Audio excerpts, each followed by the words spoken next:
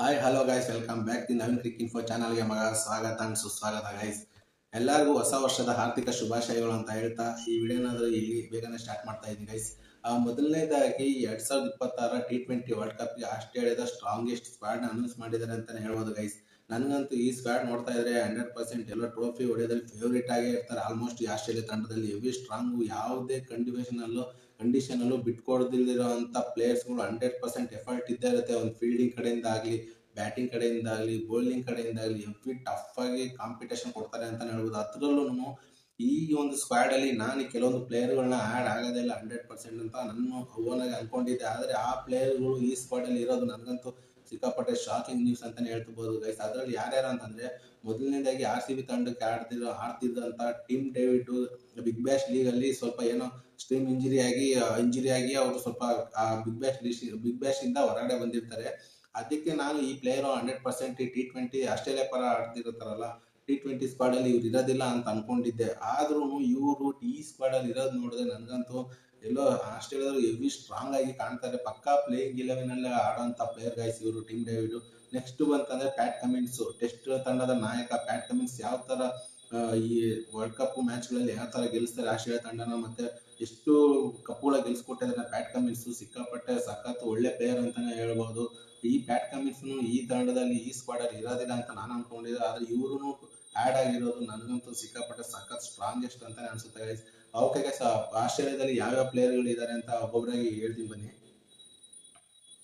ಮೊದಲನೇದಾಗಿ Mitch Marsh ಅವರು captaincy ವಹಿಸ್ಕೊಂಡು ಆಡ್ತಿದ್ದಾರೆ guys. Next Travis head opener ಆಗಿ ಬರ್ತಾರೆ, ಗೊತ್ತಲ್ವಾ.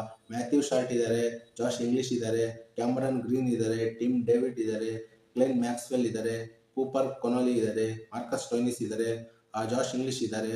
ನೆಕ್ಸ್ಟ್ ಪ್ಯಾಟ್ ಕಮಿನ್ಸ್ ಇದ್ದಾರೆ, ನಾಥನ್ ಎಲ್ಲಿಸ್ ಇದ್ದಾರೆ, ಬ್ರೆಟ್ಲೈಟ್ ಇದ್ದಾರೆ, ಮತ್ತೆ ಆಡಮ್ ಜಂಪಾ ಇದ್ದಾರೆ, ಮ್ಯಾಥ್ ಕುನೆಮನ್ ಇದ್ದಾರೆ ಗೈಸ್. ಇದಕ್ಕಿಂತ ಸ್ಟ್ರಾಂಗ್ ಪ್ಲೇಯರ್ಸ್ ಬೇಕಾ ಗೈಸ್?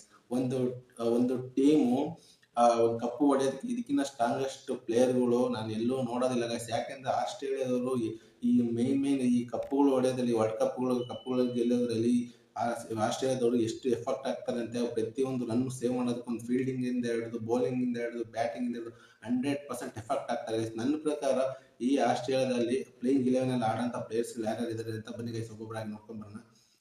ಮೊದಲನೇದಾಗಿ ಮಿಚ್ ಮಾರ್ಷ್, ಮತ್ತೆ Travis Head, Matthew Short, Josh Inglis, Cameron Green, ಮತ್ತೆ ನೆಕ್ಸ್ಟ್ ಟಿಮ್ ಡೇವಿಡ್,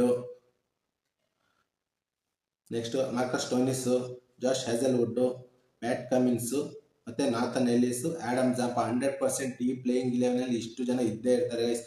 ಕಪ್ಪು ಗೆಲ್ಲೋದ್ರಲ್ಲಿ ಈ ಪ್ಲೇಯರ್ಸ್ ಮಹತ್ತರ ತುಂಬಾ ಇದೆ ಅಂತಾನೆ ಹೇಳ್ಬೋದು. ಆಲ್ಮೋಸ್ಟ್ ನೋಡಿ, ಎಲ್ಲ ಒಂದು ಮೇನ್ ವರ್ಲ್ಡ್ ಕಪ್ಗಳಲ್ಲಿ ಈ 11 ನಾವು 100% ನೋಡೇ ಇರ್ತೀವಿ. ಈ ಸಲನು ಈ 2026 T20 ವರ್ಲ್ಡ್ ಕಪ್ ಅಲ್ಲಿ ಈ ಒಂದು ಪ್ಲೇಯಿಂಗ್ 11 100% ಇದ್ದೇ ಇರುತ್ತೆ. ಯಾಕೆ ಅಂತಂದ್ರೆ ಆಸ್ಟ್ರೇಲಿಯಾದವರು ಆಲ್ಮೋಸ್ಟ್ ಇವ್ರನ್ನೇ ಕಣಕ್ಕಿಳಿಸ್ತಾರೆ ಅಂತ ನನ್ಗೆ ಅನ್ಸುತ್ತೆ. ನಿಮ್ಗೆ ಏನ್ ಅನ್ಸುತ್ತೆ ಗೈಸ್? 2026 ಸ್ಟ್ರಾಂಗೆಸ್ಟ್ ಪ್ಲೇಯಿಂಗ್ 11 ಇಂಡಿಯಾಗಿನ ಸ್ಟ್ರಾಂಗ್ ಇದೆ ಆಸ್ಟ್ರೇಲಿಯಾ ಅಂತ ನನಗೆ ಕಮೆಂಟ್ ಮಾಡಿ. ಹಾಗೆ ಈ ಸಲ 2026 ವರ್ಲ್ಡ್ ಕಪ್ ಗೆಲ್ಲೋ ಫೇವರೇಟ್ ತಂಡನು ಅಂತ ಯಾವ್ದಂತ ನಾನು ಕಮೆಂಟ್ ಮಾಡಿ ಅಂತ ಹೇಳ್ತಾ ಈ ವಿಡಿಯೋನಾದ್ರೆ ನಾನು ಎಲ್ಲಿಗೆ ಎಂಡ್ ಮಾಡ್ತಾ ಇದ್ದೀನಿ. ಹಾಗೆ ಇನ್ನೊಂದ್ಸಲ ಹೇಳ್ತಾ ಇದ್ದೀನಿ, ಎಲ್ಲರಿಗೂ ಹೊಸ ವರ್ಷದ ಹಾರ್ದಿಕ ಶುಭಾಶಯಗಳು ಅಂತ ಹೇಳ್ತಾ, ಹಿಂಗೆ ಈ ವರ್ಷ ನಿಮ್ಗೆ ಏನು ಮಾಡ್ಬೇಕಂತ ಅನ್ಸುತ್ತೋ ನಿಮ್ಮ ಮನಸ್ಫೂರ್ತಿಯಿಂದ ಮಾಡಿ. ಯಾವುದೇ ಕೆಟ್ಟ ಚಟಗಳನ್ನ ಕಲ್ತ್ಕೋಬೇಡಿ ಅಂತ ಹೇಳ್ತಾ ಈ ವಿಡಿಯೋನ ನಾನು ಎಲ್ಲಿಗೆ ಎಂಡ್ ಮಾಡ್ತಾ ಇದ್ದೀನಿ ಗೈಸ್. ಬಾಯ್.